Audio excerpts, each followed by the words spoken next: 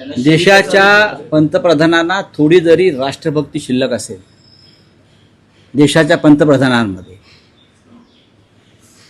आणि राज्याच्या मुख्यमंत्र्यांमध्ये थोडी जरी राष्ट्रभक्ती शिल्लक असेल, तर गिरीश महाजन या माणसाला त्यांनी लाथ मारून मंत्रिपदावरून हकलून द्यायला पाहिजे आणि भाजपमधून हकलून द्यायला पाहिजे। जे एक मग आम्ही ऑपरेशन सिंधूरचा दिवस काळा दिवस मानायचा का जनतेने? ज्या दिवशी ऑपरेशन सिंधूर झालं किंवा इतर काही आम्ही राष्ट्रीय कार्य केलं त्याला आम्ही काळा दिवस मानायचा? याचा अर्थ तोच आहे, देशाच्या सुरक्षेसाठी, देशाच्या अखंडतेसाठी, देशाच्या रक्षणासाठी, देशाच्या प्रधानमंत्र्यांनी ज्या कार्यासाठी बलिदान केलं, दहशतवादाविरुद्ध सगळ्यात मोठी लढाई केली आणि दहशतवादाचा बिमोड केला आणि पंजाब देशामध्ये ठेवलं, त्याला तुम्ही काळा दिवस मानत असाल ते तुमच्यासारखे गद्दार आणि देशद्रोही तुम्हीच।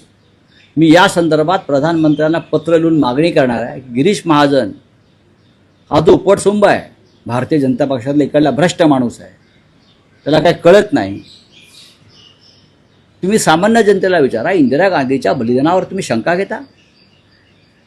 इंदिरा गांधीची लढाई ही राष्ट्रासाठी लढाई होती। जनरल अरुण कुमार वैद्य यांचं त्याच्यामध्ये बलिदान झालेलं आहे। जनरल अरुण कुमार वैद्य, इंदिराजी, असंख्य लोक, बियान सिंग पंजाबचे मुख्यमंत्री आणि हजारो लोक।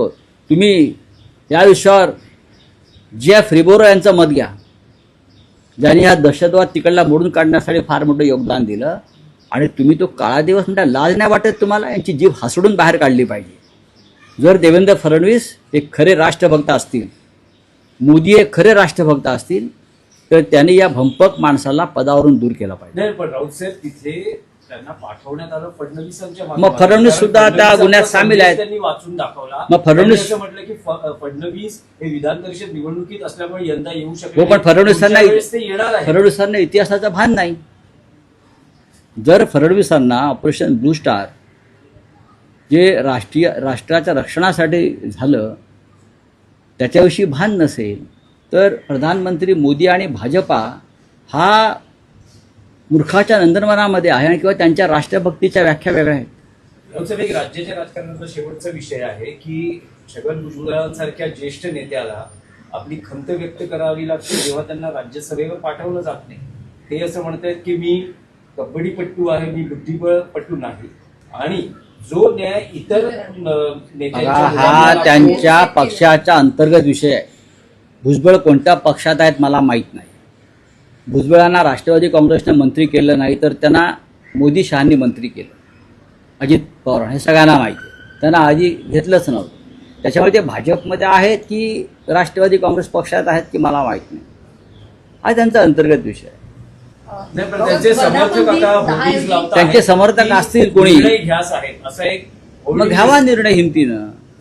असे जेव्हा जेव्हा भुजबळांवरती राजकीय दृष्ट्या काही त्यांना मिळालं नाही, तेव्हा त्यांचे समर्थक निर्णय घ्या साहेब असे होर्डिंग नेहमी लावत आलेले आहेत।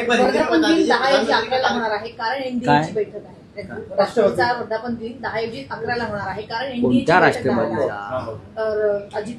अजित पवार झालं असतं ना, काय अमित शहाचे पक्ष आहेत, त्यात वेगळं काय? एनडीएमध्ये ते सदस्य आहेत, वेगळं करू शकतात, ते काही करू शकतात। बोलिए।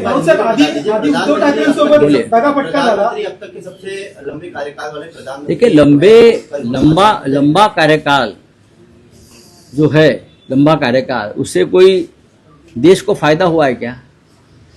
पंडित नेहरू से ज़्यादा मैंने एक दिन प्रधानमंत्री कुर्सी गर्म की, उससे क्या होता है? पंडित नेहरू ने देश के लिए जो कार्य किया है वही तो देश आज है।